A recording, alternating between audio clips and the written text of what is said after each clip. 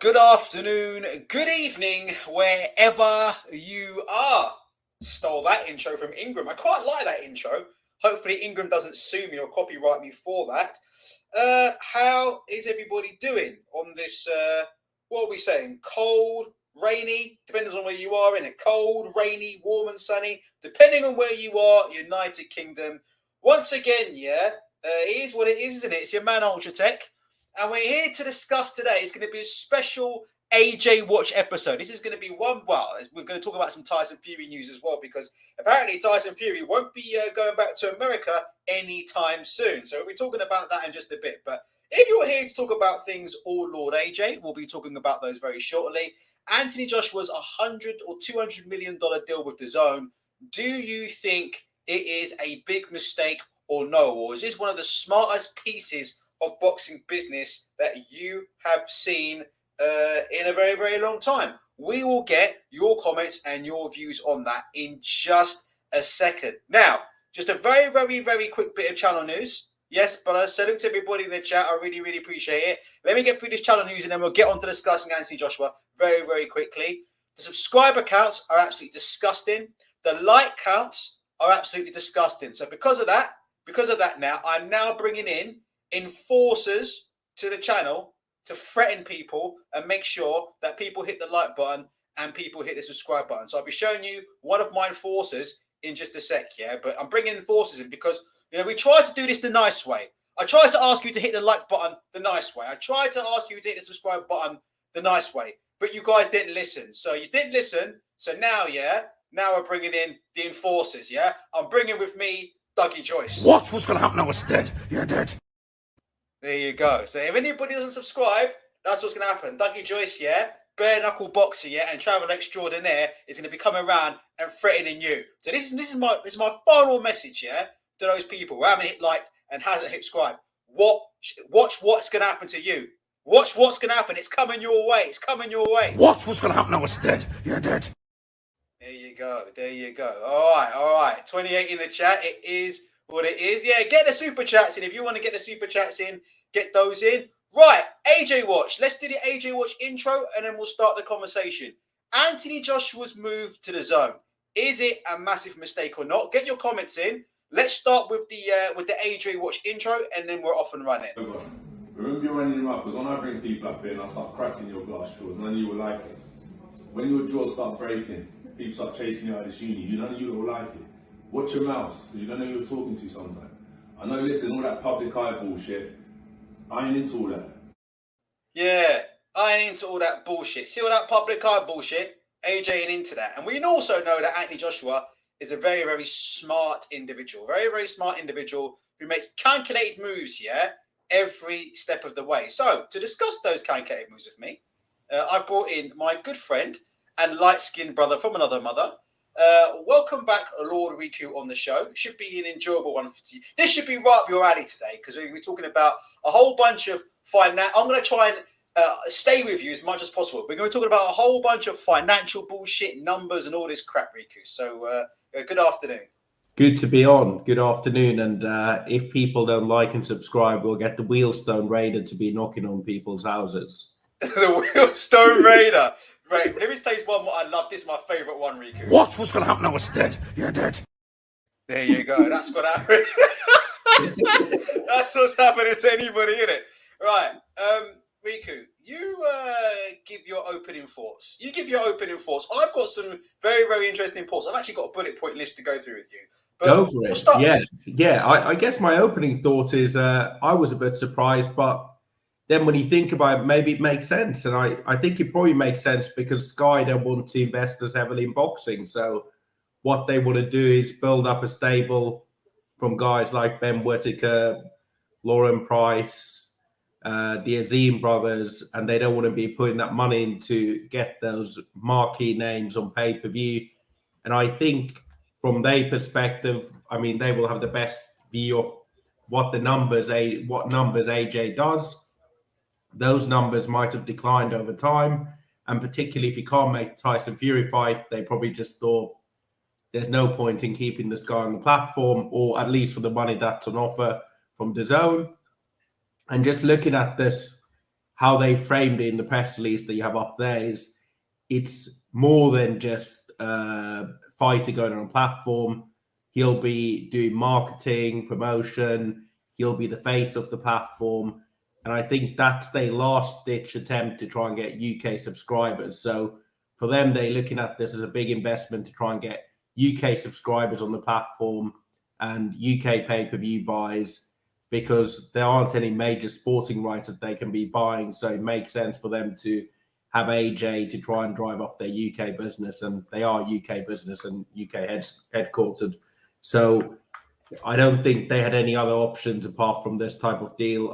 I'll just say about the numbers, the 100 million, as we all know, these numbers are heavily, they're heavily inflated when you have these kind of boxing deals. So there'll be a lot of incentives. There'll be a lot of things about pay-per-view sales, subscription numbers, and everything else that he has to drive in order to get to those numbers. So it's going to be a quid pro quo in the sense that if AJ can get them to where they need to be based on UK subscribers and pay-per-views, then he'll benefit from that. But if not, then he probably won't make that amount of money. But I think it's a long-term bet for Dazn to try and grow their UK subscriber base. And I think for AJ, he offers more security than Sky, which would have him maybe on a fight-by-fight deal, depending on how the next fight goes. And then also he'd have a massive pay-per-view upside. Let me ask you about, first and foremost, about him being a shareholder. I'm a complete numpty when it comes to this kind of thing. I don't really have any understanding on the sort of the finance side of things. But when they say Anthony Joshua is now a shareholder in Dazn, so would that have been that he would have paid for any shares or put any of his own money into that, right? That would have been as part of the deal. We'll just give you some shares, yeah? Is that how that would work, or how would that work? So Dazn's a private company, so it's not listed. So they'll have shares as well. So the financier of the business, Len Blabnik, will have most of the shares, and the CEO will have some amount, and they'll have a valuation based on what bankers would value the business if they were to be sold to another company or if they were to go in the public market. So what I imagine that means is if certain financial metrics are met by Dazn in the UK, you'll get a certain amount of shares in the company. So it's not a case that they're just giving him shares. And that's what I mean. That's what I mean by this being it could potentially be up to 100 million, because if they hit the financial metrics and they get more UK subscribers, then he'll get shares in return. And those shares will be converted into money when they sell the business or it becomes public. But essentially, it's a way to incentivize him. And they do that for a lot of CEOs for companies. So when you appoint a CEO for a tech company, you might say to them, here's your base salary, but also you'll get shares based on these incentives. Before we get on to the special advisor role, there was a very, very interesting article that I managed to give a read today. I read today. And again, it's not me saying this, because there's always an excuse, isn't there? I think when the Financial Times said that Dazn was in serious financial trouble, that was the Financial Times had an Ultra Tech. The Financial Times has got a big agenda against Eddie Hearn. It was all a big agenda by the Financial Times, and they were making up stories. Okay, so it seems like the latest one to make up stories about the amount of money that Dazn are losing is the Times, in a rather interesting article by Jamie Nemo. I'm just going to hit to you some of the highlights here, and the reason why we're going through this, I mean, like I said before, I'm not really bothered either way, but if you want to answer the question of, is it a good deal for Anthony Joshua? Is it a good deal for Dazn? I suppose it might be good to go through just a little bit of minor information on where Dazn are as a company at the minute. Okay, so Dazn haven't released, as far as I know, they've only released their accounts. We've only got accounts up until like 2020, I believe, or something like that, or 2021. Okay, this company was valued. Right, 2018, they were valued at around 30 billion or something, I believe. So they valued themselves at 30 billion or around 30 billion because they sold a 3 billion stake for 10% in 2018. Now, check this out. They've gone on to make losses. As far as I'm aware, this company, Dazn's never made a profit. Am I right or wrong in that? 1.3 billion pre-tax loss. So this company currently is making a 1.3 million loss as of 2020, which led to this year the big money man, of course, Len Blanatvik, yeah, which is where all this DAZN money is coming from, because DAZN on their own don't make any money, as far as I'm aware. They're not a profitable business. Len Blanatvik has refinanced, yeah, and ploughed 4.3 billion back into the company in order to take DAZN out of debt and help them acquire some more sports rights. Now, some of the things in this article about DAZN, I'm just touching them very, very quickly, so if people understand, because the biggest criticism that I get, yeah, when talking about anything remotely negative about DAZN is, you're a hater, DAZN's taking over, they got all this money, etc., etc., which could be true. All I'm doing is I'm quoting some of the points that were raised, yeah, in this article in the Times on Anthony Joshua's deal with DAZN, and it's commenting on the state of DAZN as a company and where they go going forward. So in 2020, right, 1.3 billion in losses needed to be refinanced and bailed out by Len Blanatvik. There's some other interesting tidbits as well. In the US, the strategy has changed. The initial plan had been to launch with boxing and then expand into other sports. But now DAZN has opted to focus purely on boxing. It has also decided to include pay-per-view fights in the same way the traditional broadcasters do. A big climb down after it previously claimed that the model did not work. And the other thing from the article, which we have to take with a pinch of salt because it came from a quote-unquote industry source, this is on Anthony Joshua himself and whether Anthony Joshua was a busted flush, and we'll talk about this in a second. It said, and this is a quote directly from the article from somebody who apparently is involved in the industry, everything was staked on him breaking America, and he lost. And I don't think DAZN ever came back from that. And the article basically speculates that, DAZN are in a little bit of trouble there, as in regards to, like what you said, lack of rights in the UK, failure to buy and get the rights off BT Sport. They're questioning sort of Anthony Joshua and how much of obviously we know he's a big revenue generator, but they're questioning, obviously, his career decisions. They're questioning, like I said, the big plan was to invest in him and break him big in America. That's failed. Now this is a plan B. And they also speak about other things like, DAZN trying to branch away from streaming and move into other things like gambling and other things as well. So just what do you think about that? The backdrop of Anthony Joshua getting shares in DAZN, Anthony Joshua signing DAZN, but where are DAZN going as a business? Where are they going as a company? Because this argument, as you can see, this article in the Times just says here, Len Blanatvik's DAZN has ploughed huge sums into sports streaming, but it keeps getting knocked to the canvas. Now, that's not coming from me, Riku. That's coming from the fucking Times. Go for it. Yeah, so I think there's a few things of what you said. So the valuation that they mentioned in the article will be based on how DAZN value themselves. And I imagine they value themselves as a tech company rather than a media company, which means that tech companies tend to be more valuable than media companies.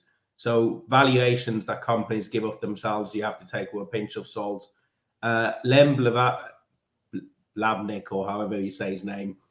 So he is obviously one of the richest men in the UK or on the planet. So the reason he's plowing his own money to bail them out rather than going to, raising bonds or getting other investors involved is because he's invested so much that if the company does become a success, he wants to be making the most money out of that. So I think it's not uncommon for like really, really rich people to keep plowing money into loss leaders. And especially in the technology space, companies do tend to make losses for a long time. If you look at like Twitter or Facebook or any of these other companies before they went public, and part of that's for tax reasons, so you can keep investing and not pay any tax.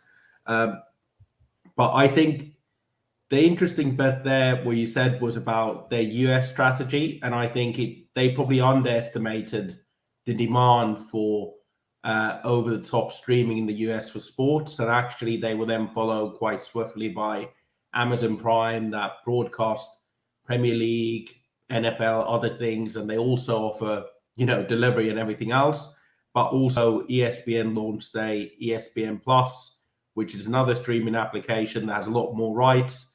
So people boxing isn't a big enough sport in the UK or US that you could just have a boxing streaming platform and make it profitable. What I do think their long-term strategy will be is that there'll be like a media company plus, so you probably can do gambling through them. You can probably do all sorts of things on their platform. So it's not just going to be a company that broadcasts on a tablet or wherever you want to watch. Can I just jump in? When you say gambling, will that though involve the acquiring of sports rights? AKA they're going to try and acquire sports rights and then try and do in-play gambling. Yeah, I think that's going to be the strategy. I mean, the only way how they're going to differentiate themselves is by doing something like that and having more technology stuff that backs it. So, maybe having unique data, like when you're watching Amazon Prime, if you ever watch football and that, or anybody that's watching, they've got their own data stuff around that.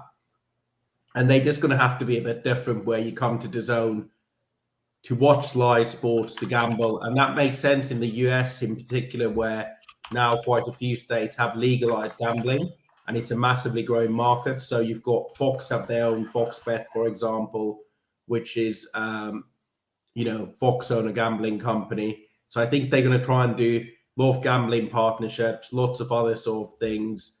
But they're going to have to innovate and be different to other broadcasters, because one of the challenges they have is that it's very hard to discover DAZN unless you're a boxing fan. If you ask your mates that are not boxing fans or people, why would they have a reason to discover DAZN at this point? And it's also hard to acquire sporting rights for that reason, or, broadcasting rights for other sports, because a lot of the other sports, whether it might be Formula One or cricket or whatever that might be, you can obviously pay more than others, but at the end of the day, people want their sport to be watched on a platform that's well known, because that helps to grow the sport. It brings more sponsors on board, and it does a lot of other things. Let's talk about this special advisor role, right? Yeah.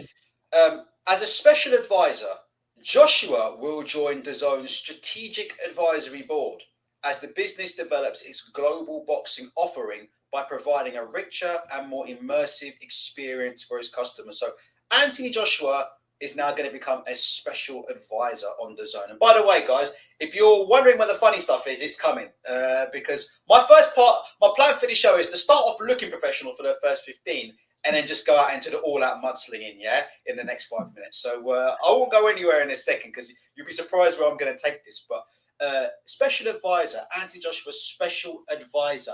DAZN's strategic advisory board seems to be Anthony Joshua is going to be involved in improving the global boxing offering. Hold on a minute. So what does that mean then? Does that mean, for instance, that he might be looking to improve the global boxing offering by offering up his own fighters, for example, to fight on the DAZN platform? Maybe we could see the likes of Ben Hadouken Whitaker and Derek Chisora on the DAZN platform near you. That'll be sure to bring the fucking money in, isn't it? If they bring Derek Chisora in on UK pay-per-view, then I don't think Len Blanatic will need to plow in any more billions, because they'll be raking it in on the fucking numbers, won't they? You might get to see the son of one of the most distinguished boxers in British history. You might get to see Campbell Hatton, the 258 prodigy, live coming to you on DAZN pay-per-view, $7.99 fight. So that might be the cherry on the cake. Maybe for the carry on. Maybe for the special advisor role, he'll talk about his triangle theories, and he'll also take some of the learnings he's had from Larry Hoover and Big Meech and take them into the business world. Well, right, now we can get into the mudslinging now. Right, 51 in the chat. Please hit the like button. Please hit the subscribe button. The mudslinging's about to start. If you don't hit the like button, if you don't hit the subscribe button, you guys know what's going to happen. Don't say you weren't warned. What's going to happen? I was dead. You're dead. Right, okay. 258 management. Let's have a look at the reaction. Of to Anthony Joshua's deal. This shit will make you fucking howl. 258 management, right? I went onto their website today to do a bit of research and to see what the fuck is it they actually offer, because I've been struggling to work out what the fuck they actually do. I didn't know that 258 management, operated all these services: career development, management, sponsorship, social media, brand development, matchmaking. 258 matchmaking and camp management. I didn't realize that. I thought it was a bunch of 6'5" guys from Brixton with shaved heads here wearing 258 management t-shirts. I had no idea they offered all these services. Yeah, but can you see what's on the left hand side of this screen? For all these boxes, they've got these FIFA Ultimate Team style cards for all their boxers, and they're giving their boxers stats. This is interesting. Campbell Hatton to 99 and everything. That's amazing. Well, they all are. Look at this. I know. Anthony Joshua, depth defense 99, chin 99, heart 99, movement 99. Hold on a minute. Look, 258 management. They gave AJ a 99 for movement. They gave him a 99 for heart. What do you guys think about that in the chat? Look at Cole. We'll get on to Cole in a minute. I'll give a Cole a 99 for bars. Rappers, then bars in spin in Dubai with a whole load of Arabs. I don't know, Rico. What is it? I mean, look, 258 management. Guys in the chat, I thought you might find that funny. Do you think that we're going to see a lot of this 258 management roster then have to fight on Dazn then? How can they be fighting on Sky if AJ's left Sky to basically become a fucking shareholder in Dazn? I don't understand how that's going to work long term, but I could be wrong. Fraser Clark, speed 99. Chisora, power 99. Defense Chisora. 99.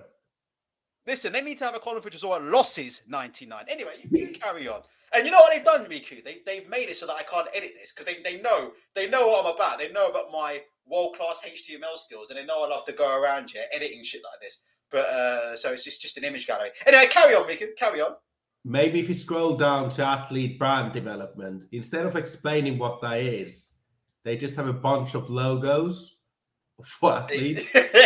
Exactly. And these logos are like drawn by a 12-year-old. Scroll down, still down. Below. Oh, yeah. There we are. This is the brand management, so they can develop a logo for you. Hurricane Hatton. Is that like a Kiss style? It's like a Kiss style. It is. Acoli's paint. That looks like that's a Microsoft Paint special there. The KO at the bottom. Acoli. Team Acoli. Jesus Christ. Yeah, it's true, isn't it? A JB. Yeah, I've seen that as well. That B, that JB. That font looks like I've seen that somewhere as well. There might be some illegal action there, stealing other companies' fonts and then using them to build fucking logos for their own fighters. I was trying to Ariel and Calibri. Maybe Times New Roman. Times New Roman. Calibri. I'm just trying to see what else they do. I haven't figured out. Here we go. Sorry, there's AJ was on GQ. Fair play. Wonderland. You ever read this before? You Ramla Ali there and Joshua Bratzi. Fair play. Mm. Is what it is. All right. In the meantime, I thought that would be funny. We all know that Anthony Joshua really wants people to invest in black-owned businesses, right? So let's get a quote from DAZN's black-owned business manager. All right, who is the CEO of DAZN, Shay Sergev. Yeah. So as you can see here, that's the CEO of DAZN here, Shay Sergev. Because we know Anthony Joshua only.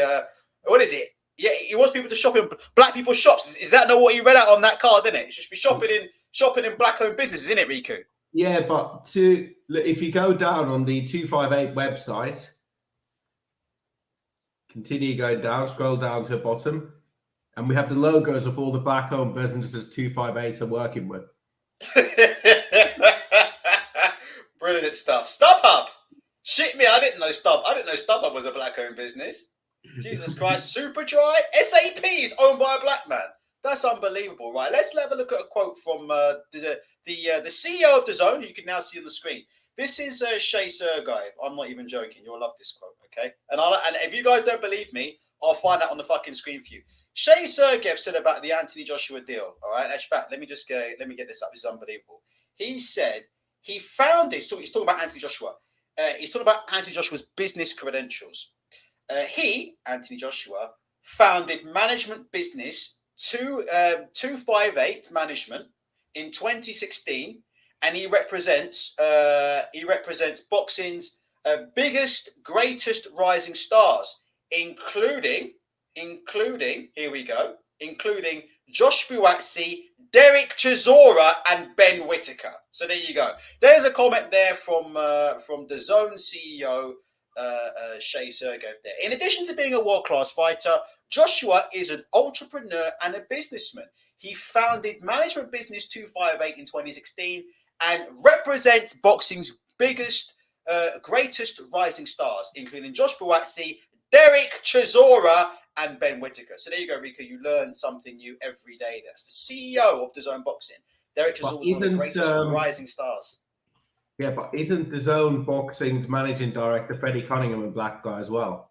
Well, I've got a quote here from Freddie Cunningham, if you're ready. Yeah. All right. This is Freddie Cunningham's quote. This was good as well. And this is what I want to talk to you about, actually. We're going to get on something here.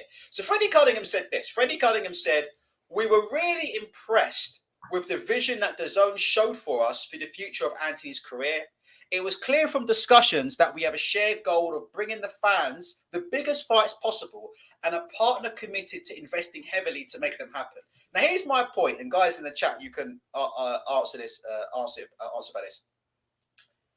Freddie Cunningham is saying Dazn making the biggest fights possible. How is that going to work? The only reason I say that is because I could be completely wrong. Maybe I'm just a hater, but to me, it looks like Dazn have had quite a big problem making rather big fights, right, in the US and also in the UK. To me, right, regardless of what you think about me on my show, it looks like promoters have been doing everything they can to avoid their fighters fighting on Dazn. It looks like promoters have been doing everything they can to avoid doing any kind of real big business with Eddie Hearn.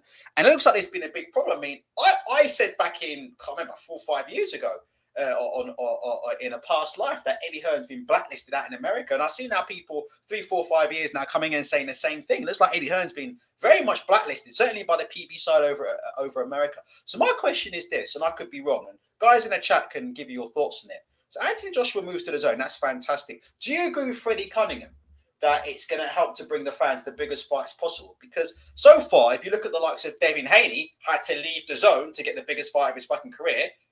Dillian White had to leave Dazn to get the biggest fight of his career. It looks like the complete opposite of what Freddie Cunningham's saying he wants to happen could happen. Unless you think Fury versus AJ would be allowed to be on Dazn. Could you see that happen on Dazn? Fury and AJ? They got the money for it, but... You know what? We'll get to Fury, but I think Fury might be a free agent in all ways. Broadcasting. So if they throw enough money at Fury, it might happen. But to be honest, I don't think Dazn are going to do that. But I just think it's not likely to happen.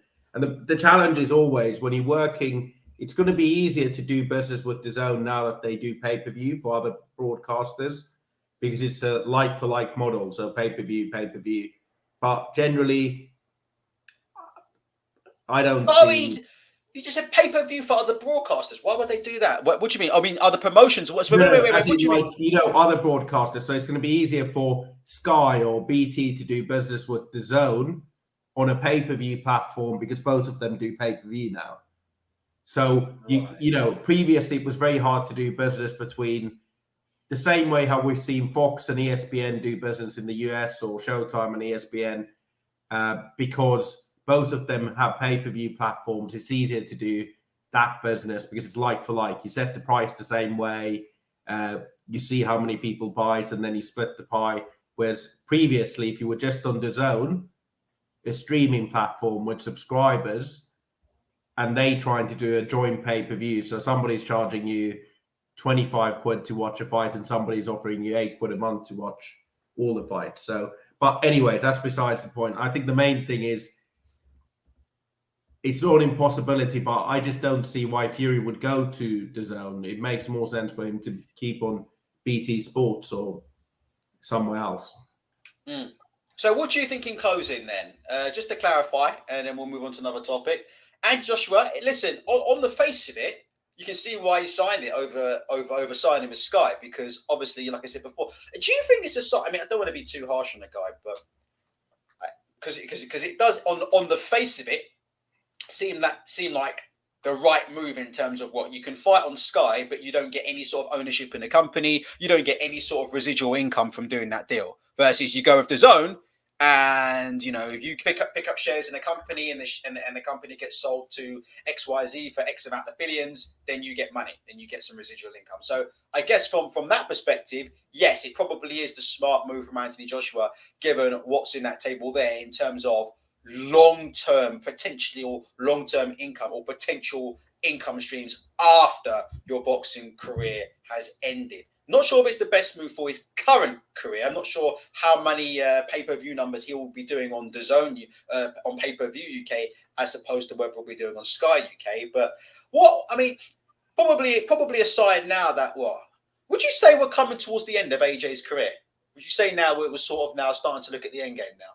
And he's thinking about it now, isn't he? He's thinking about it. I won't call it cashing out, but yeah, I think we're in to phrase an American football sort of analogy, but we're in the fourth quarter, so yeah, we're not towards the end, but we're towards the back end of his career. So I would see him do maybe 4 or 5 more fights, and then I think that's it. 4 or 5. Do you think really he's got 4 or 5 left in him? If Usyk was to knock him out, which I don't think will happen, but if Usyk was to take him out in that fight, do you reckon he's really got 4 or 5 fights left in him after that? Yeah, I mean, look, he's 32 years old. He'll be 33 this year. So I see him calling it a day when he's 36, 37.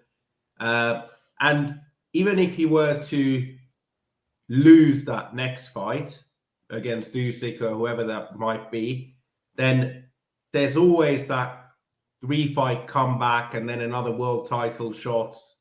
That's always gets 2. Yeah, but what's you know what? By that time, it's going to be a Joe Joyce or whoever it might be. It's going to be one of you think he'll sorry, Rick, if you're batting. Do you think he'll come back for Joe Joyce, Sauce? No, but what I mean is it's going to be like a 3 easy fights and then a world title fight against whoever that might be holding the belts then, because that's another big money fight. Carry on. Sorry, I don't think DAZN signed him just for 2 fights. Do you see what I mean? It doesn't make sense for DAZN to invest all this money for somebody that's going to have 2 more fights. It's more a case that he'll probably be there for the next 2-3 years at least. That's my view. They did say they were going to have Canelo for 10 fights, Riku, for 300 million, and that lasted 3 fights. That Canelo deal. They said it was the biggest deal in boxing for 10 fights. It lasted 3 fights. Yeah, I mean, look, these whatever's written in boxing isn't worth the paper it's been written on. But Canelo's back there, and they paid a lot of money to get him to fight against Triple G 3, which I think is a bigger fight in the US than it is in Europe. Okay. Let me ask you about this rematch quickly. The rematch for Anthony Joshua and Usyk is going to be taking place in Saudi Arabia. Mm-hmm. You know what? I used to watch quite a bit of golf. We all know, probably no one here watches golf, so we're not going to get into it too much. But there's a massive furore. There's a massive furore going on at the minute in golf, obviously, because we've got a rival golf tournament that's been funded with Saudi Arabian money, and lots of top golfers are crossing over and are going to be crossing over to go and play in this tournament and make a shitload of money. Anthony Joshua versus Alexander Usyk takes place in Saudi Arabia. I don't really care either way, right? But I thought I'd ask you, from a moral perspective, do you think that we should be staging Anthony Joshua versus Usyk in Saudi Arabia? So I'll give you, it's a very complex argument. I'll give you a few points on this. Number one is the UK government, where most fans, most of the subscribers here, so make sure you like and subscribe, are, they do business with Saudi Arabia. Saudi Arabia is not on the sanctions list. We're happy to do arms deals with them. We're happy to do trade with them. So I don't think boxing needs to take a higher standard than the government or businesses in this country, right? And I always find it a bit of it's one of those things that people moan about when sports takes places in these countries. We've got World Cup taking place in Qatar, but then on the other hand, they don't really care what happens when there's not sports taking place there, right? So I think that's the first point around this. I think the other thing is athletes should be selfish. It's a short career. If you can make a lot of money fighting somewhere, then you should do it. I mean, Anthony Joshua has never been a crusader of human rights or anything else. So I don't think he's never pretended that he's a highly moral guy. That would be, it would be different if, let's say, Rashford was a boxer and he'd be fighting in Saudi Arabia. Then the money's there. So if the money's there and we don't get the money in the UK, so then go and fight there. I mean, look, Ali and Foreman fought in Zaire under dictator, right? Mobutu Seseko. And, Zaire was terrible human rights records then, but now we romanticize that fight and nobody says that it was really bad that Ali fought there. That's a very good point, actually. Yeah. And I think the other thing is, it's not for boxing to decide. It's not for an individual boxer to decide where they're fighting if the money is there. It should be something that the board or other people should take action on if they feel strongly about it.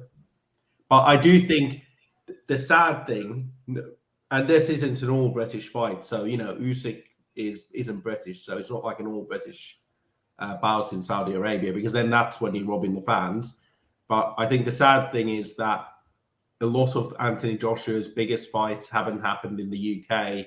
And we had that thing before the pandemic. Do you remember when Anthony Joshua signed to stay at home, that poster? He was meant to fight at Wembley 3 times. He fought there once, and then he went to the US and fought against Ruiz, fought a rematch in Saudi Arabia. Then he fought after that. He fought behind closed doors at the O2 during the pandemic against, I think it was Pulev then. So he's fought against Carter. I think he fought, yeah. So anyways, Anthony Joshua, they made a massive deal early on in his career about him being this guy that's going to bring all the champions here, fighting at home, bringing the big nights in British boxing. They've changed their tune. And that's partly because of the money not being there and boxing being in decline in this country. But also I find it a bit double standards from that point. But fundamentally, you have these events where the money, and we don't need to be pretending to be sort of moral crusaders when it comes to boxing, because we don't moan about a lot of other things in the sport. No, I think that's a fair comment. I think that's a very fair comment. Hopefully, like I said, I always make the same joke, but hopefully they can get some women's boxing on the undercard. That's all I want to see from Matchroom. If you're really going to invest Shannon Courtney, Ebony Bridges rematch on the undercard. Shannon Courtney turning up to the fucking weigh-in in Saudi Arabia and saying she can't weigh in because she ain't got no tampons. Yeah, she can't weigh in because she's on a period. Ebony That Bridges will go down fucking well down there, don't it? Win. Jesus Christ, that will go down a fucking hoop. All right, there you go. There's our thoughts on. And sorry, did you? I didn't. I probably cut you off. That's why. Out of 10, Anthony Joshua moving to the zone as a business deal. Would you have done it if you were in his position with what was offered on the table? I'd say on the face of it, yes, but we never know what the other deals on the table are. It might have been the only deal, or it might have been substantially more money than Sky or anybody else were willing to offer. So it makes sense. It's a hard one to say in isolation whether it's good. All right. Let's move on to more bullshit. I'm just going to go onto my screen here. Jesus Christ. You're not going to like my opinion on this, but I think you've heard it before. Right. Full story from the Sunday World. I believe there is a certain individual at the Sunday World who is absolutely obsessed to the fucking hilt with all things Daniel fucking Kinahan. It's the Kinahan show again. I thought we had a lot more interesting things to talk about in the world, and I thought we had a lot more important things to be going on. But we're still going after Daniel Kinahan, and it's the Sunday World, and it's World Heavyweight Champion Tyson Fury was refused entry to the United States tonight because of his ties to because his former ties to alleged crime boss Daniel Kinahan. I've also heard that my boss, also known by many as you as Frank Warren, was also refused entry, allegedly, on a plane to the UK, which is why apparently Francis Warren had to sit through the worst press conference in the history of mankind and listen to Don King waving around a fucking Ukraine flag, asking for peace and unity around the world. It's the That's same going to solve everything. There you go. It's the same Don King who stomped somebody's head into a curb and fucking sent them up to the angels. They're now living with the angels because they owe Don King about $300 or $600 or so. It's the same Don King who's done time for manslaughter is now turning around and talking about fucking peace and goodwill to all men. Yes, I agree with you, Marco. I agree with you. I'm not going to put the name out there, but I very much agree with you. But it's Kinahan time again. All right, Riku, let me read this out and then you can go for it. Tyson Fury has been refused entry to the US because of his links to Daniel Kinahan. Kinahan was sanctioned by the US Treasury in April when officials named him as a major figure in the Kinahan organized crime group. Guess what, by the way? What's happened to Daniel Kinahan since? Absolutely fuck. Where's he living? Dubai, Marco? Living it up. Absolutely nothing has happened. In the words of Conor McGregor, you'll do nothing. You'll do nothing. But anyway, Riku, I mean, I don't know. What do you think about that? Tyson Fury. Frank Warren saying Fury's going to be fighting again and he'll be fighting in the UK. Looks like he's got no fucking choice in the matter after this crap, doesn't it? I'm sure they'll sort it out, though. I'm sure they'll sort it out. I'm sure it'll all blow over. Well, they obviously had allegedly a trainer of the MTK Performance Center, well-known trainer / pundit. He's been refused entry. A broadcaster that was associated with Daniel Kinahan or a commentator, former fighter, he was refused entry. And also a videographer from a prominent channel in the UK was refused entry. So look, I think it's one of those things that they look through everybody that's associated with Kinahan, that's publicly defended him, said they have close ties to him, taken his shilling, and it's just a procedural thing. They're not going to let them in the US, but it's no surprise. I think there'll be more and more people and British fighters that won't be allowed in the US as a result of this SDN list where Kinahan's on. And it's not something that they pick out Tyson Fury per se. They look at MTK, they look at who's been out there supporting Kinahan, who's been out there saying that they've got backing from Kinahan, and those are the people that essentially aren't allowed in the US. So, can I ask you a question? Mm-hmm. On Twitter, there's a lot of... Okay, got to be careful what I say here. Do you think that some of the individuals that we're seeing on Twitter at the minute could be in contact with the authorities? I mean, the authorities would know anyway, but do you think some of these individuals that are out there have possibly got in contact with the authorities and said, look, here's proof of X, Y, and Z boxers links to this. Here's proof of X, Y, Z trainers links to this. Do you think the authorities already have and knew this information, or do you think that you have to put Kinahan's name in Google and boxing, and you can find that information yourself, right? It's not like these individuals have any insider knowledge or anything. They just, all these boxers and people in boxing, they've been quite brazen, I would say, with their links at Kinahan, sharing photos or, backing him. There's been multiple stories already over the last few years talking about certain boxers and certain people in boxing's links with Kinahan. So none of this is a secret, and none of it. I imagine if you're just a standard MTK fighter, let's use Danny Dignam or Dan Aziz as an example, and you've been fighting for MTK, then you have no issues going to the US. It's more the people that have been taking pictures with Kinahan and talking about him being their advisors. And, Tyson Fury was the one that was essentially saying that Kinahan, Dan the man, sorted the Joshua fight and it's going to happen, 200 million, yada, yada, yada. And he's been publicly defending Kinahan. So, it's not good enough for him to say, I've never had any links with this guy, because he's obviously lying if he's saying that. So any of these people can probably sort this problem out by having a chat with the authorities if they want to do that. But I imagine nobody wants to do that. So What's the end game of this then, Rico? What do you think's the end game? Do you think Fury will ever be allowed? I mean, I think personally there's too much money involved, so I think I'm expecting it to all blow over shortly. But what do you think is the end game? Like, what do you think will happen? And obviously, like, I assume the reason why they can't let these guys in the country is because they could potentially be doing business deals on behalf of Kinahan, or moving money around on behalf of Kinahan, or doing something on behalf of Kinahan. Is that why they can't be allowed into the country? Is that why I'm just Well, probably, guessing? but also, it's they've essentially put him down on the RICO Act, no pun intended, which is how they used to catch mobsters and everybody else. So you are trying to ensure that anybody linked with them doesn't do any business in the US, doesn't have any money in the US. So what they trying to catch him is, you say there's a lot of money involved in Fury, but there's probably more money involved if you can seize the assets of Kinahan's empire and then take that money for yourself. That's a lot more money than they'll be involved in Tyson Fury fighting in the US. It's not that big of a draw, is it, compared to what you could potentially have with the assets?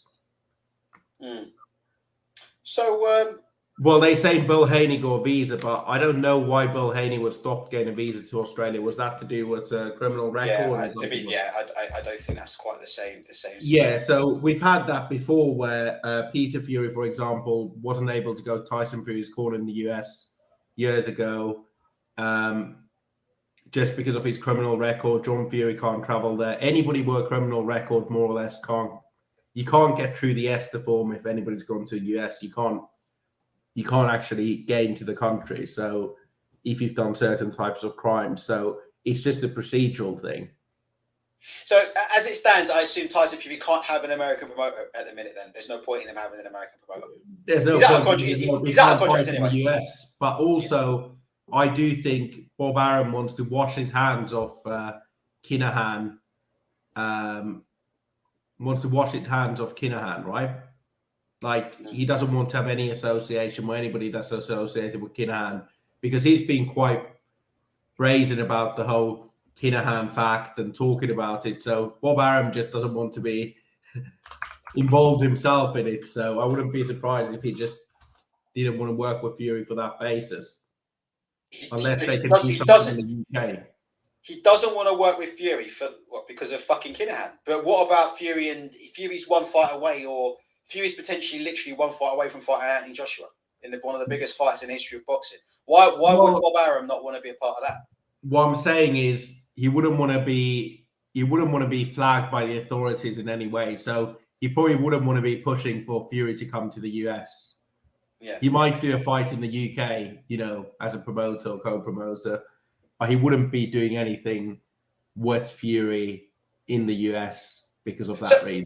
So just run me through one more time. So even if there was, even if Fury was able to come to the US, you think that Bob Arum still might not want to do business with Fury anyway because he's got links to Daniel Kinahan? Well, I think if Fury wanted to come to US, Bob Arum would probably have to push the case and make the case, right? He'd have to go to whatever court it is and speak to whoever, FBI or whatever it is. I don't know about this stuff, but he'd have to speak to somebody to try and get it sorted. And it's probably not worth his time, given he's got quite good business in Top Rank, and they probably have fair enough. Shady stuff themselves going on. So it's probably not worth it. Okay. Do you want to end now, or do you want to talk about? Yeah, let's go. Let's continue. Do you want to talk about Boxer, or we could? Yeah, let's talk about Boxer. I wasn't aware that you've been on another show today. I wasn't even aware, so I apologize. Yeah, apparently so. Yeah, so I'm keen to.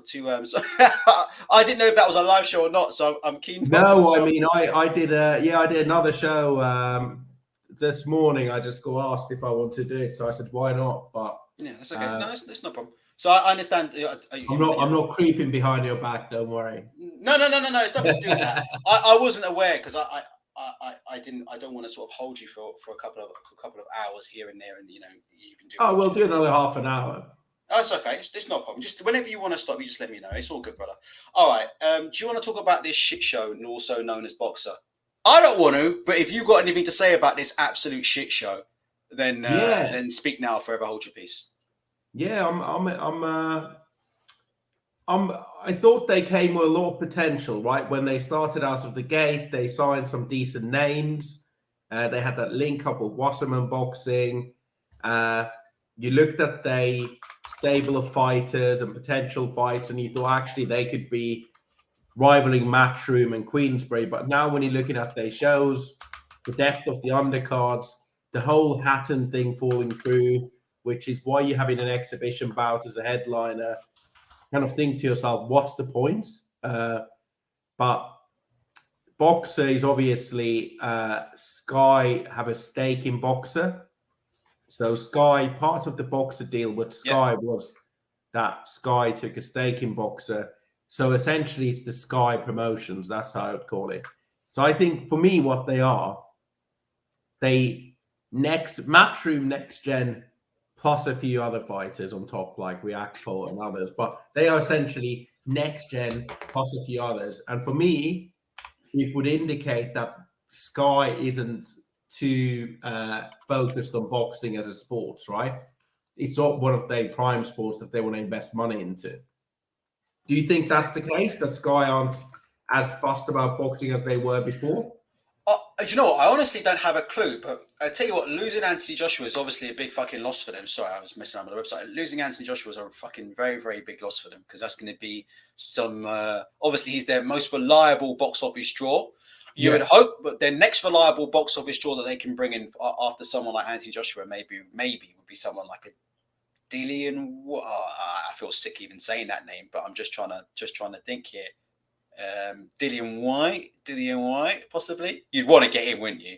If you want to be serious.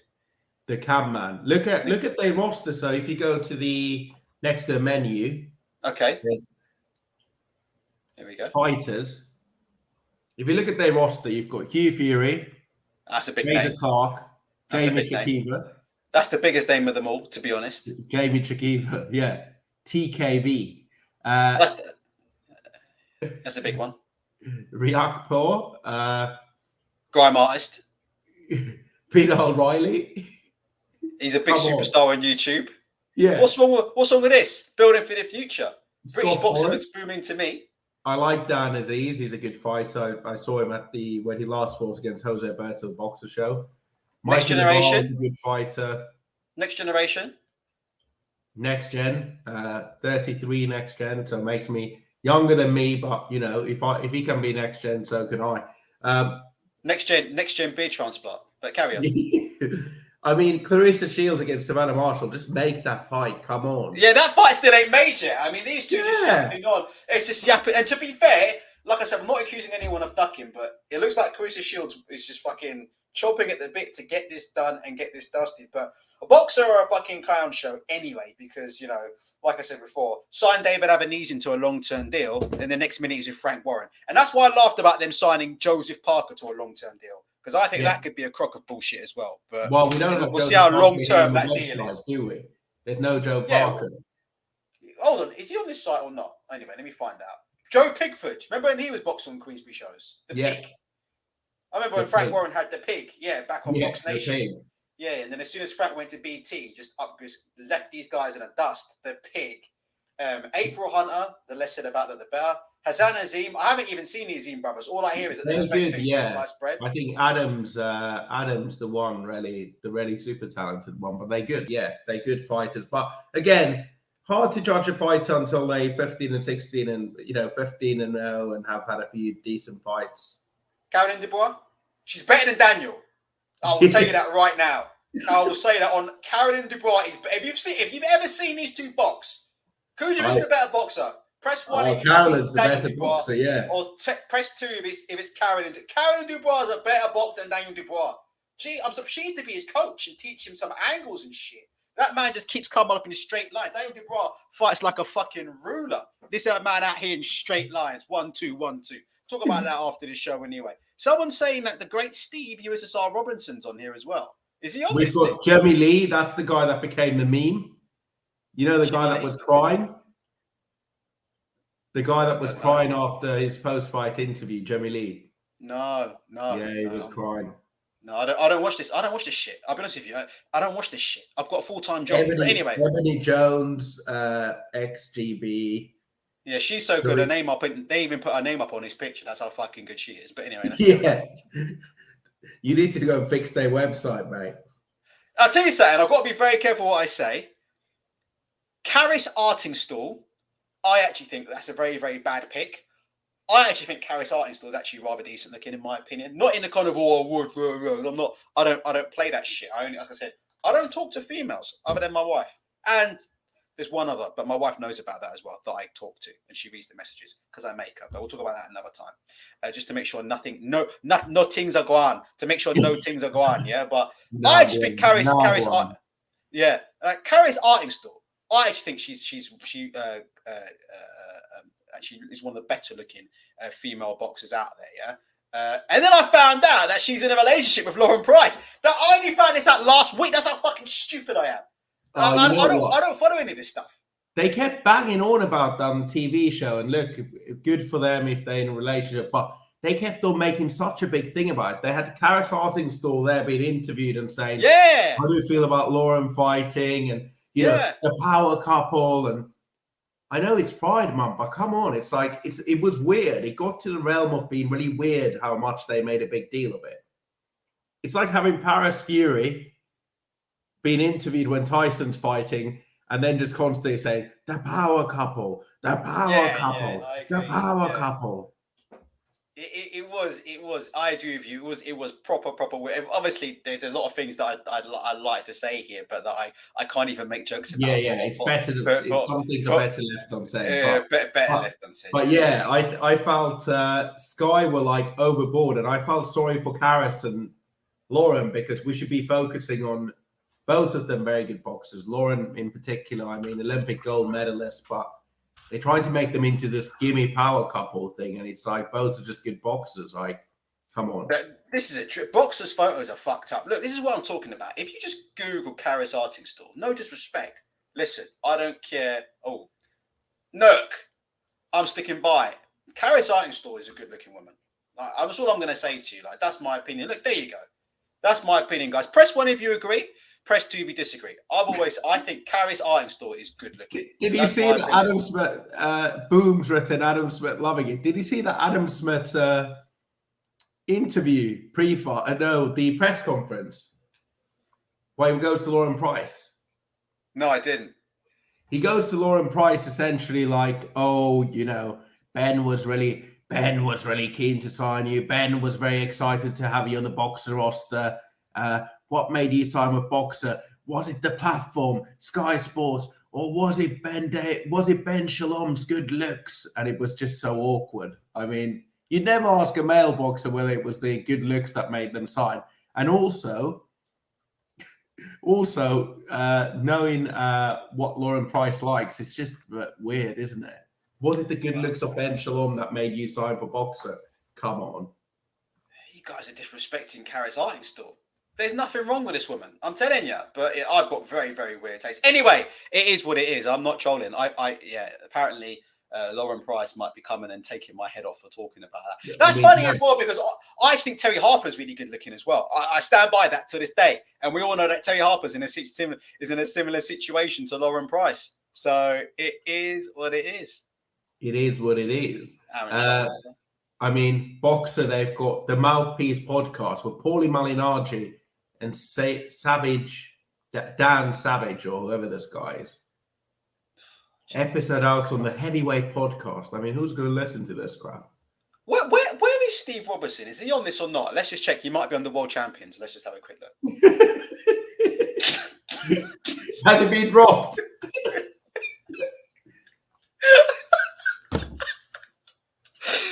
I gotta be careful. You know what? Let me tell you something, right? I've never had a problem with Steve Robinson. I actually watch him with his fights. He's a really, really good guy. You know, I just think it's a shame what happened to him, because unfortunately his name was.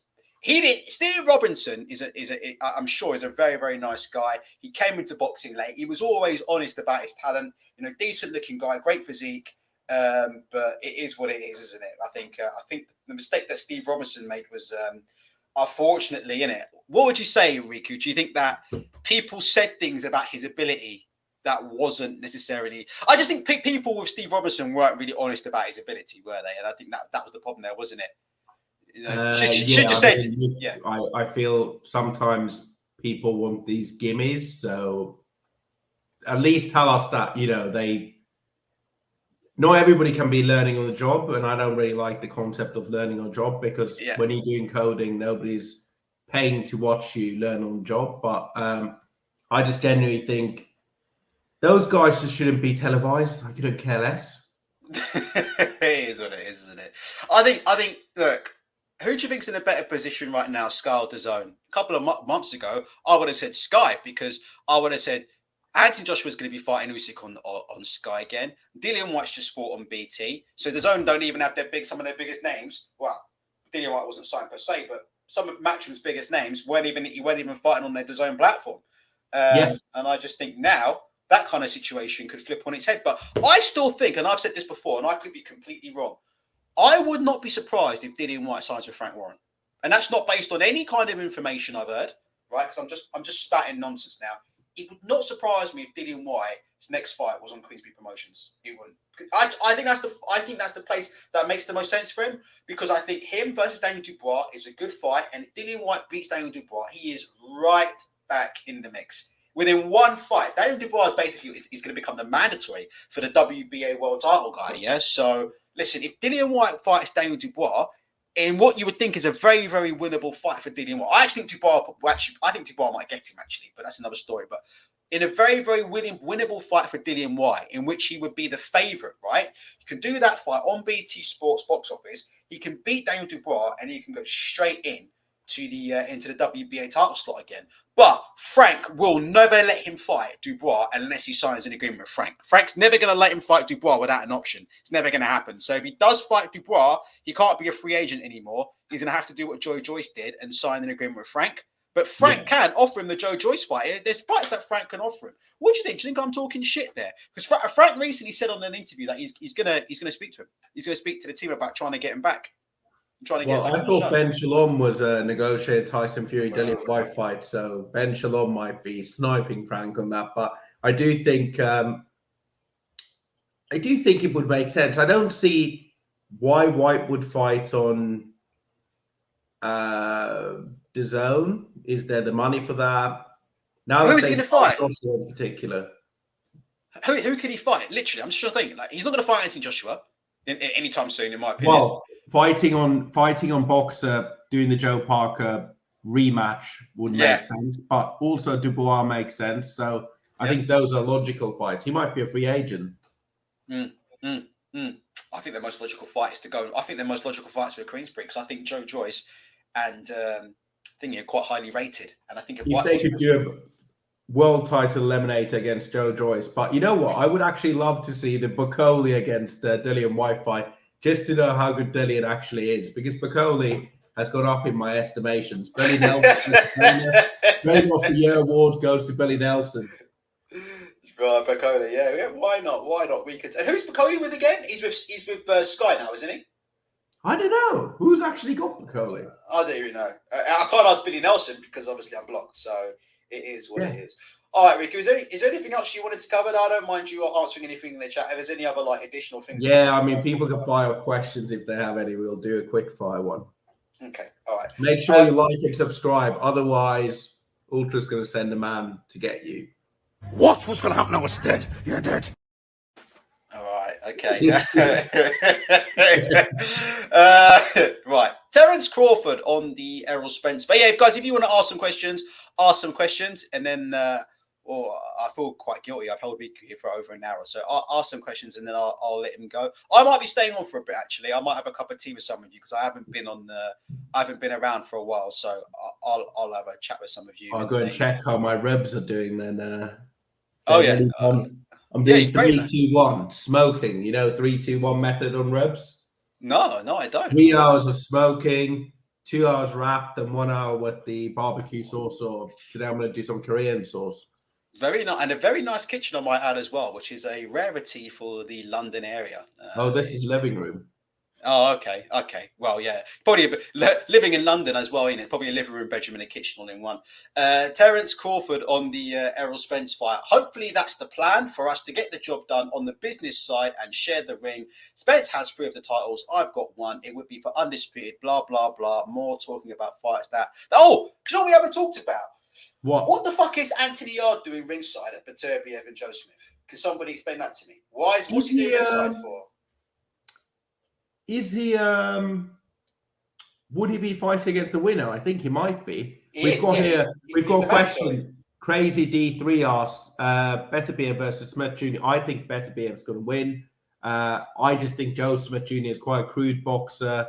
Beterbiev's well schooled, has really good power, but it's going to be an entertaining fight. Is Yard ready for the winner? I mean, look, if Yard fights against the winner there, we might be getting on to System 11. It's an upgrade on System 9. And he'll be ready for anything. But you know what? I must say about Yard, I'm a bit of a Yard fan. So yeah, he's I must say about Yard that if we look at what Buatsi's done in his career and we look at what Yard's done, Yard's got the bigger fights. Ricky, can you see the screen? Yeah.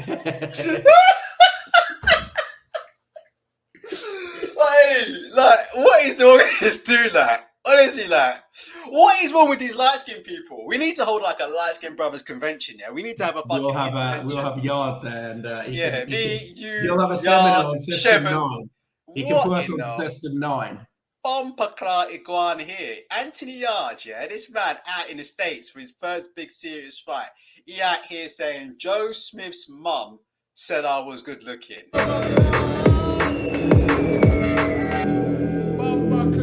Bumper Clark.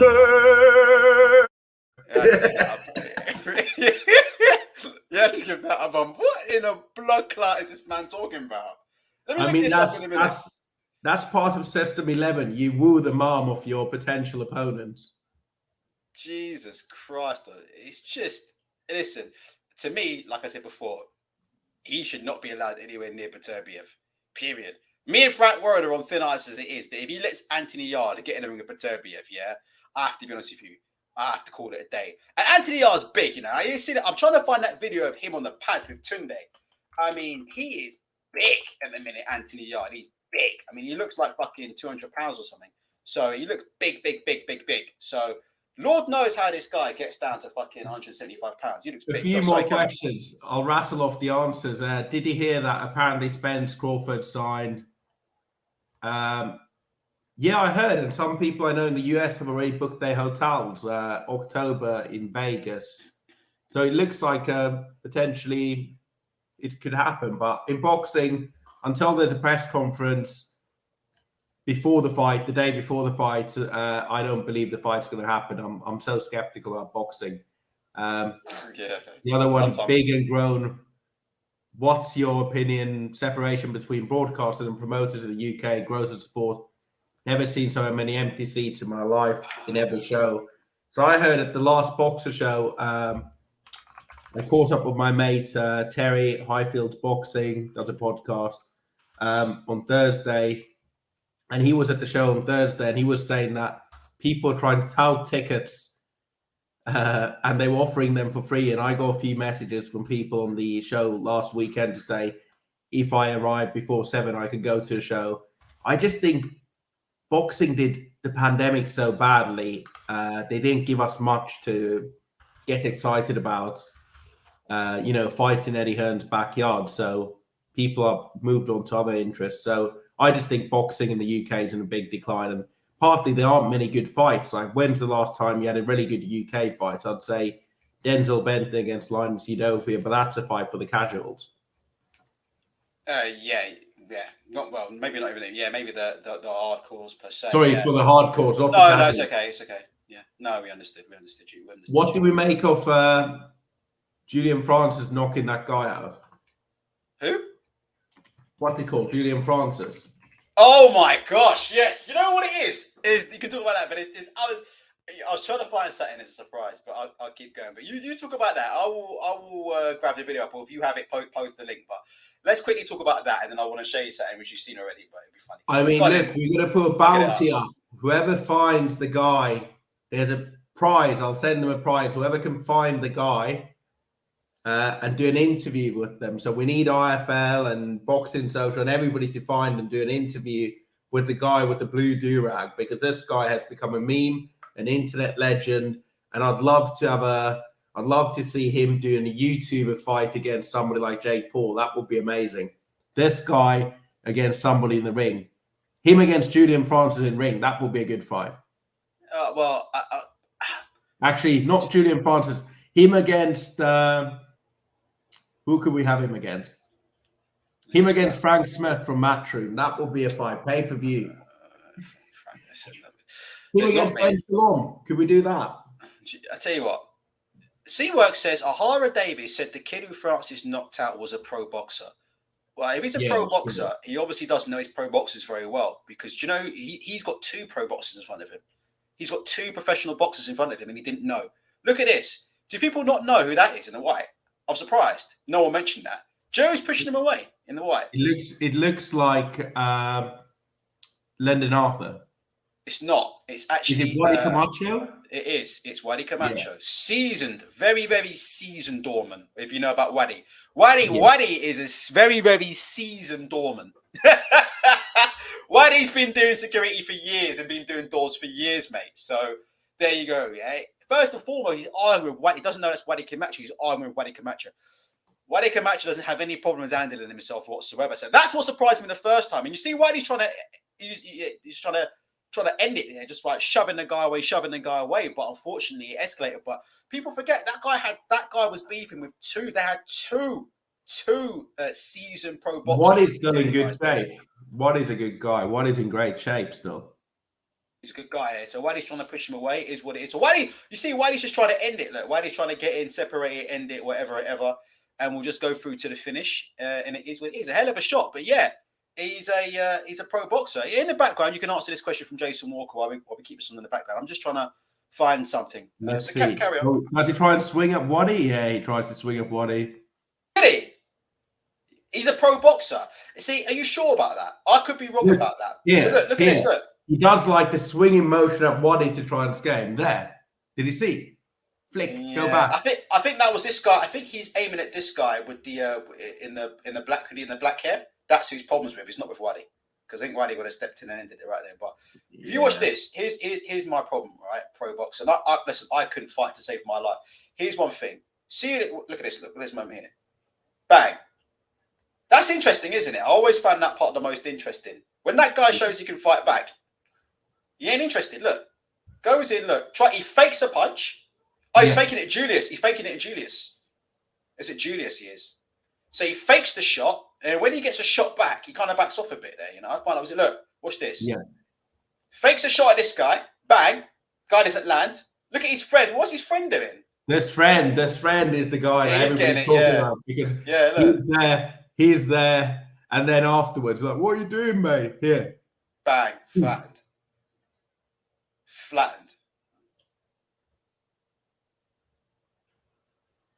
But Look at his friend clocking his hand. Bang. Oh, my God. It was just a huge shot. Look at the guy clocking his hand, the bald white dude. Look. I'm not gonna make any comments on this because I'm not a tough guy. I'm just gonna play the video. But there's some interesting things going on. All I will say is this, yeah. You gotta be careful when you have your hands low. That's all I can say. Very, very careful when you have your hands low and you walk into distance against anybody, anytime, any place. Carry on, Riku. Carry on. Yeah, his pals. Is coming back to fight against John Ryder. They probably mates, aren't they? So it's a bit of one of those type of fights, a bit like David Hay against Aldi Harrison. Oh, Jesus Christ. Do you want to see Billy Joe Saunders? I don't ever want to see Billy Joe Saunders. I don't ever want to see him. What more is there to see? He's been a quote-unquote two-weight world champion, probably one of the worst two-weight world champions in the history of boxing. He's been a two-weight world champion. I mean, what more is there to see? What more can he achieve in the sport? A nice guy. I tell you what, I'm not going to make any more comments. Any more final questions for Rico? Get them in. Seawork says those were Ahara's words. So he was what? If Ahara says he's a pro boxer, he's a pro boxer. It is what it is. If Ahara says that, then Ahara, I'm not going to look. I'm not going to laugh or make comments or. Ahara's fighting today. Who's he fighting? I don't know. Leeds and the Mark Bateson show. All I know is I ain't watching it. Straight up. I'm not watching it. I'm trying to find Rico. I'm trying to find the Johnny Fisher video. The one that I. You're looking for some footwork inspiration, or no, the one that you retweeted, the one of Johnny Fisher, and it's just I cannot fucking find it. I cannot find this. Let me find it for you. It's the one of the Romford Bull. It is fucking brilliant. It's the one of Johnny Fisher in Origin Gym. The one with actually, we might get done for copyright actually, because it's got the Meat Mill music in it, but it is what it is. So anyway, if you can find it, you can find that. All right, guys, we're gonna stay for a couple. Yeah, we have it. We have it. All right, send me. I don't want to send it to you in the chat. There we go. All right, here we go. All right, let me get this up here. 1 sec. I don't want to get done on this, but let's have a look. Let's see if we can get away with this. 1 second. Because Riku's saying that British boxing is in a decline, but I would say when you see videos like this, it would teach that British boxing, if anything's, on the up. And that, to be honest, when you see videos like this, on the up in terms of its comedic value. Guys, don't say I never do anything for you. So my name's Johnny Fisher. I'm a Romford Bull, 5-0 with match and boxing. Just got from the hand injury. In training now for a fight in August. The Romford Bull Army's got an away day. So everything starts with Origin Health and Fitness. We in the building. Y'all like that. You showing the paper, you gon' ball or not. Bitch, I'm a boss. Bitch, I'm a boss. I see the shots. I go. We in the building. I'll just sit the sound down a little bit there, just for the copyright. Hold on. Bitch, I'm a boss. Bitch, I'm a boss. Bitch, I'm a boss.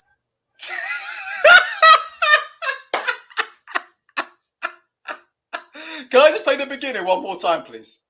Johnny Fisher, I'm a Romford Bull, 5-0 with match and boxing. Just got from the hand injury. In training now for a fight in August. The Romford Bull Army's got an away day. So everything starts with Origin Health and Fitness. We in the. There you go. Romford Bull Army, there you go. They got an away day, Rick. The Romford Bull Army's got an away day.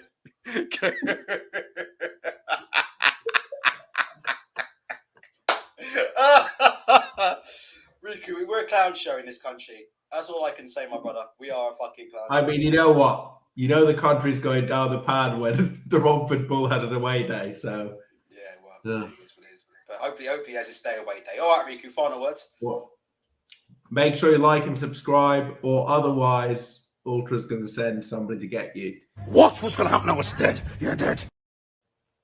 There we are. Thank you for having me. Good to speak to you as always, and we'll be in touch, mate. Thank you very much. I really appreciate you coming on, Riku. I really appreciate the time, and thank you. I'll send you some photos of the rubs later, all right? Yeah, all right then. All right, Riku, take care. Thank you, brother. See you soon. All righty ho. Shepard, Fisher will be a Vegas superstar. Jesus Christ. It is what it is. Right. Who wants to? I haven't done one of these for a while, so I'm debating whether to do another live, and we'll just have a chit chat. Snazzy Azzy says, "Afternoon Ultra, good to see you back. Me and my mate are thinking of going to a boxing gym for the first time. Thoughts?" Jesus Christ. Do you know what? Honestly, Snazzy, it's really good that you're going to a boxing gym because, like I said before, a lot of people talk a lot of bollocks about it, but they don't actually step into the ring and do any of it. So it is what it is, isn't it? At the minute, I've got a few heart problems, so I've had to stop training for a couple of days, but I'll actually be back in the gym tomorrow. But recently, I've been training quite a lot. Really, I've been pushing it quite a lot. I've been training this week, I only trained 4 times. So I only trained 4 out of 7 days this week, but last week I think I trained like fucking 6 out of 7 days. There have been weeks where I've been training 6 out of 7 days, and like not for a fight or anything, but just hitting the bag and the occasional bit of sparring, not hard sparring, but just the occasional bit of sparring and just all sorts. So yeah, it is what it is. Hopefully I'll be back in the gym tomorrow to do my time. And listen, I will say this, yeah. What's a typical training day at your boxing gym? Yeah, so look, how do I say this? So I actually train by myself. All right, I train by myself. If there's people around in the gym that want to spar or have a light spar, I'll have a light spar. But I actually train by myself. I don't spend time with coaches. I'm not one of these people that do that. We'll talk about it at some other time. But that's why I fall out with a lot of coaches, because I don't really want to like be paired up with a coach. Really, I'm not. If I was going to have a fight, I would consider it. But I'm the kind of guy who likes to keep myself to myself, because the gym time is my time. It's my alone time. So that's what it is, really. I've got a couple of gyms. I don't go to one gym. There's a couple of gyms that I go to, but they all have boxing equipment. And yeah, I just go in there anytime. And I mainly do a bit of skipping, hit the bag. Shevan's seen the videos. And, you know, that's it. I mainly just hit the bag, really, to be honest. And if there's a bit of sparring going on and it's not too hard, yeah, I'll jump in. Head guard or no head guard, we'll jump in and we'll have a little bit, we'll throw a few shots and that's it, really. So that's what I do, really. And I just think it's good. I don't think you can understand boxing without doing it. That's my opinion. It's a very, very unpopular opinion, because there's a lot of people on the internet who want you to believe that you can somehow not put a pair of gloves on but call high-level boxing fights, or that you could not put a pair of gloves on and actually understand what's going on in the ring. I don't think you can, but that's just my humble opinion. I know some Muppet's going to turn around and go, "Oh, what about Manny Stewart?" I'm pretty sure Manny Stewart would have sparred during this. I very, very much doubt, even though Manny Stewart didn't have any professional fights, I very, very much doubt that Manny Stewart never sparred in his whole life. And if he didn't, then maybe he's just one of a kind. But in general, you need... if you want to understand the way the sport works, you kind of need to put gloves on and get hit in the face. You don't have to get hit in the face hard, but you need to get hit in the face. Full speed at least. People in sparring concentrate on the power. It's not the power. It's the speed's the most important thing. So when I say light sparring, don't think that I don't mean full speed. Does that make sense? What I'm saying? There's a way to go full speed without full power. Does that make sense? What I'm saying? There's a way to go full speed without full power. And you know what? It's so funny, because you ever hear them talking about sparring partner mentality? Yeah. You ever heard fighters talk about that before? Sparring partner mentality. That is a very, very real thing. Sorry, let me get some graphics up. Sparring partner mentality in boxing is a very, very real thing. What sparring partner mentality is that you lack that killer instinct. That you're not going out there to hurt people. You're going in there to skill people. Going in there to show your skills. You're not putting absolutely everything on the shots. You're not loading up on shots. You're not being...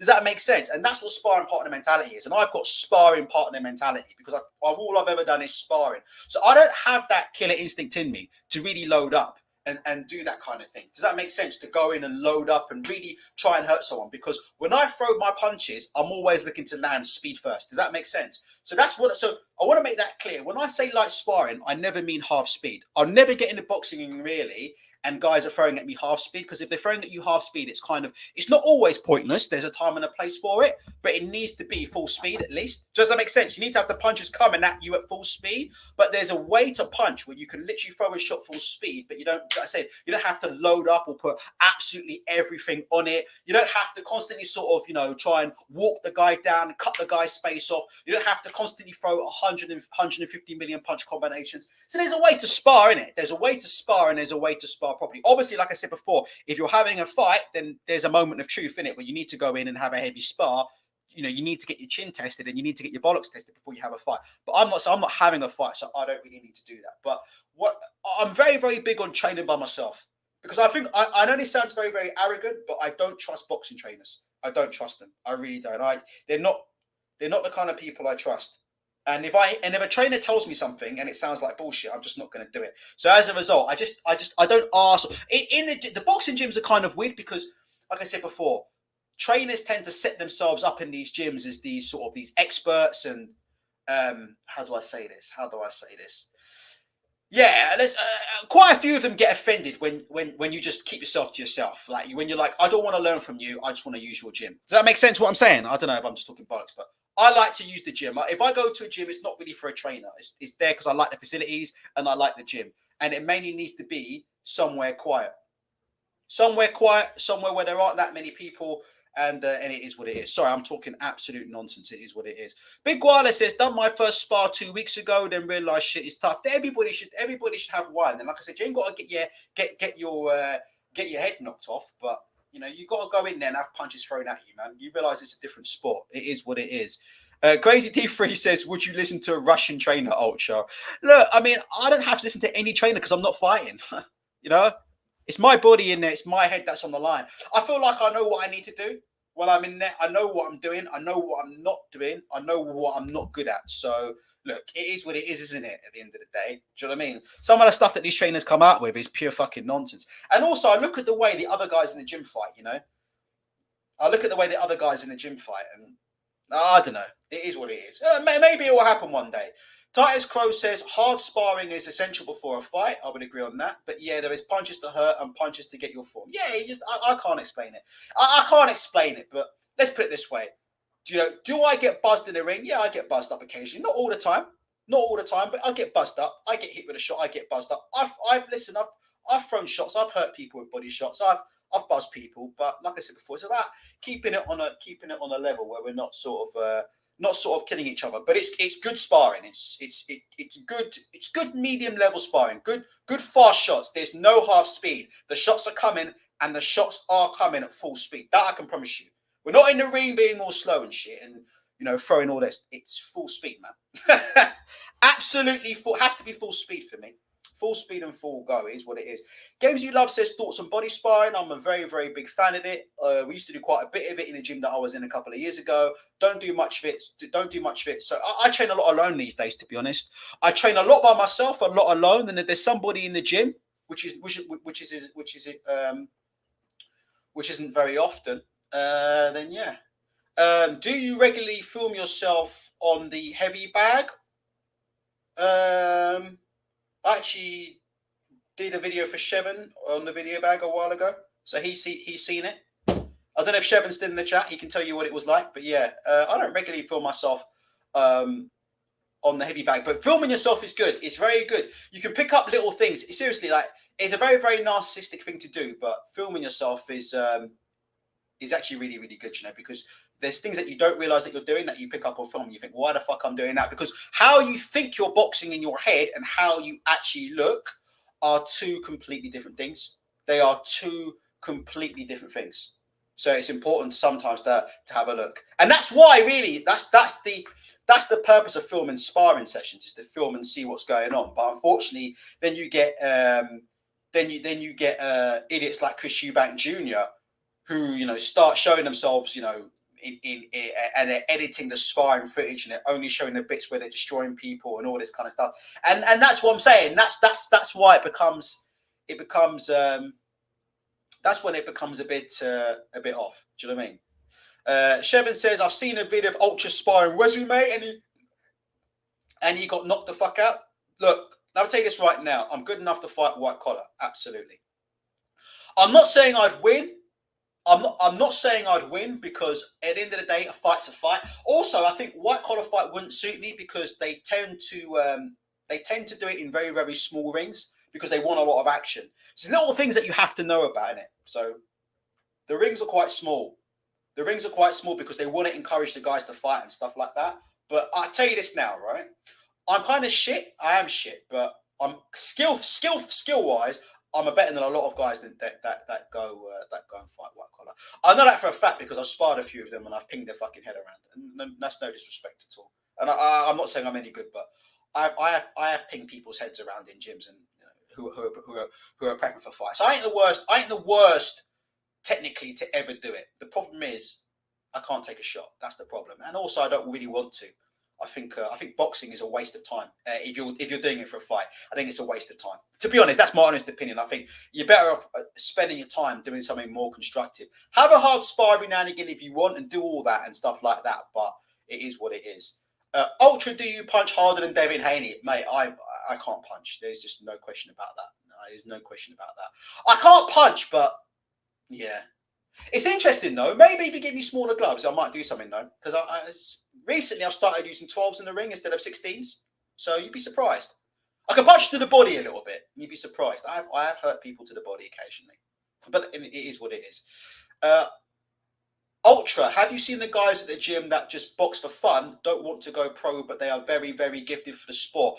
I've seen a few. I wouldn't say very, very gifted for the sport. Yeah, in terms of like they're going to be world champions. But I've seen so many guys, and they don't take it seriously, and they're genuinely good. Genuinely good. Quite a few of them from Poland and countries like that. I've seen a couple guys who have got really good. There's one guy I used to be in the gym with. I think he had one amateur fight and he lost, but you know, he had great feet. I used to make a joke with him all the time. I used to say he had black man's feet because he had great feet, man. Because you know, European fighters have a reputation for being quite stiff, quite upright, and quite robotic and stuff. This guy had great feet. He had great feet. I had decent feet, and he had fucking good feet. You know, very, very good footwork. Very, very light-footed. He used to switch a lot as well. So look, it was what it was, wasn't it? And yeah, I have. Not like world level, obviously, or not even British level, but I have seen guys in the gym that are decent. Listen, like I said before, I'm not trying to big myself up because bottom line is if somebody connects clean on my chin, I'll go 100%. But like I said before, people are quite surprised when I have a little mess around with them when they find out I haven't had a fight. And I've never had a fight. They're quite surprised about that.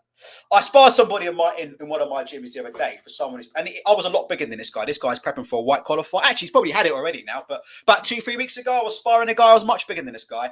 And yeah, his coach was quite surprised that I hadn't had a fight at all. And he said to me, well, you must watch a lot of boxing then. And I said, well, I'll watch a little bit.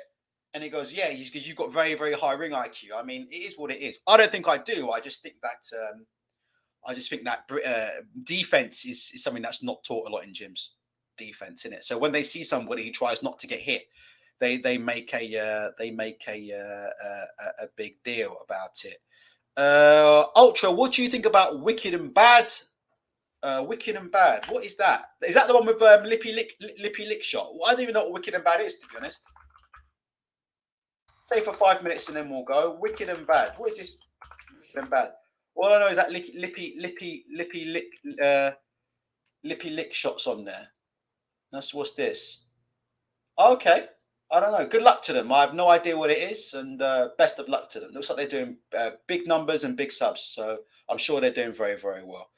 Snazzy Azzy says, furthermore, onto your point, I remember talking to somebody who went to a boxing gym, and he said that George Groves beat the shit out of everybody in there, shows you the level. Of course, so George Groves would be laying people out. And, you know, there are a lot of gyms that do that, you know. There are a lot of gyms that do that. But like I said before, I could go into a spa, right, on Monday and get laid out, right? And then come on here and tell you guys I've been in hard spas before. I haven't been in too many, but I've been in hard spas before. But it's not good. You don't need to take that kind of head punishment. Do you know what I mean? And like I said, you look at the state of George Groves right now. It doesn't look very good. That's what people don't get it. And I'll leave it at this. That's what people don't understand. And this is why I speak about the importance of actually going into the fucking gym. People don't get it. You know, they think it's a glamour thing. Yeah, I'm going to go in the ring. I'm going to hard spar all the time. You're an idiot, man. Protect your head, man. And I tell these guys, man, but when you're going for sparring, try not to get hit. That should be your first port of call, man. Try not to take any punishment because you don't want to be taking that much head trauma, man. These guys are taking all this fucking head trauma before they go into the fight. Do you know how fucking stupid that is? You're taking all this head trauma before you go into the fight. Then you go into the fight. Then after the fight, you want to spar again and take head trauma. Fuck that, man. These people don't use their brains, man. They don't use their brains. Do you know what I mean? They don't use their brains. Polish up on your technique first and work on your defense, yeah? Learn to carry a proper solid guard, yeah? So you can block punches in a high guard. So you can block punches and cover off shots without moving your feet. Then move on to moving your feet or do whatever. But develop a proper defense first, yeah? Once you're comfortable in the ring, not taking shots, then get involved. Don't get involved in all this fucking heavy stuff. You're not a fucking hero. Do you know what I mean? You're not a fucking hero, trust me. You're not. Dias Crow said, the trainer said to me once, almost everything you'll ever have as a boxer, you will walk in the gym with. I think he was talking about genetic potential. He was an ex-Polish Olympic team coach. I buy into that. I think a lot of boxing, all this stuff about boxing being a chess match is fucking, a lot of it's nonsense. It's pure nonsense. That's the honest thing. And again, this is why I say people should go into the gym and just try it themselves. Take my word for it. You'll find out when you step in there. A lot of this, it's a high-speed chess match stuff is fucking garbage. That's the truth. But you think you're going to go in there with your boxing brain, yeah? You think you're going to go in there with your fucking boxing brain against someone who's stronger, taller, and quicker. And you think you're going to make something happen. That's how stupid some of these people are. And that's why I said, this is what happens when you spend too much time on boxing forums. This is what happens when you spend too much time on BoxRec. You get gassed up in it. Like, you think you're going to get in the ring against someone bigger, taller, and stronger, and you think you're going to make something happen, innit? Oh, I've got a boxing brain. Nah, but it can be done because look at Lomachenko. But look at Lomachenko. He moves up weight classes. He just, do you know what I mean? He's a boxing brain. I got the boxing brain. These guys are fucking morons, man. Morons. Do you know what I mean? It's morons, man.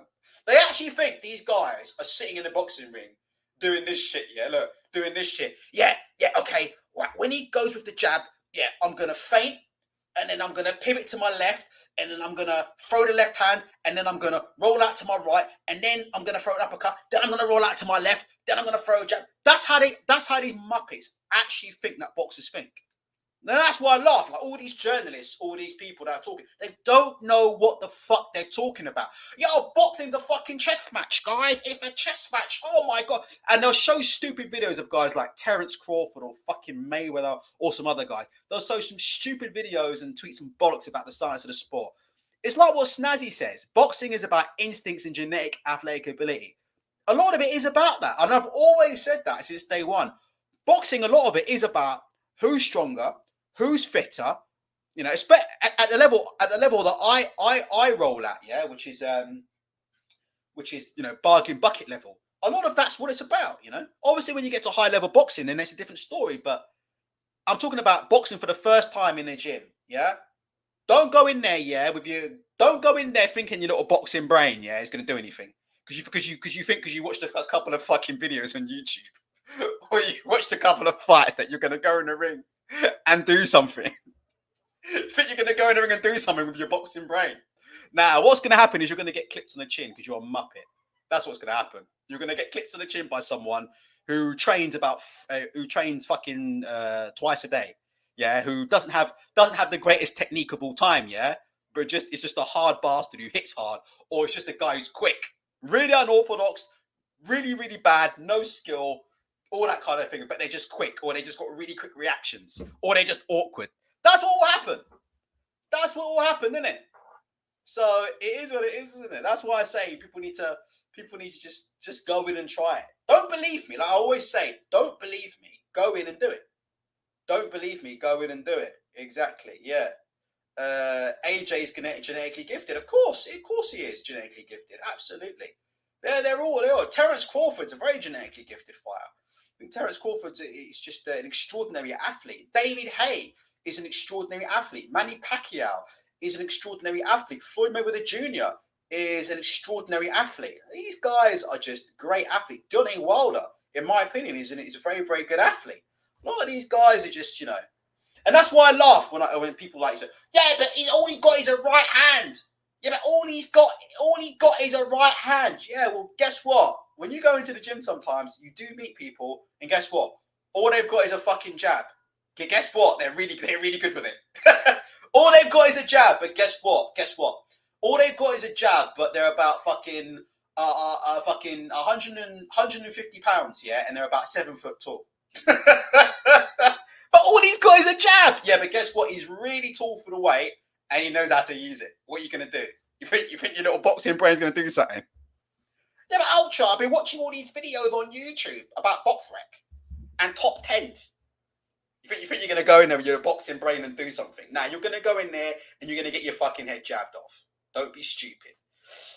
All right, guys. I think 1 hour 38. I think we will call it a day there. I haven't been on there a while, and yeah, I wanted to talk about some other stuff, but we'll see. I do kind of want to stay on, but I'm debating because I'm not sure there's much more to talk about. But let's do it. Let's do another stream. Let's do another stream. One sec.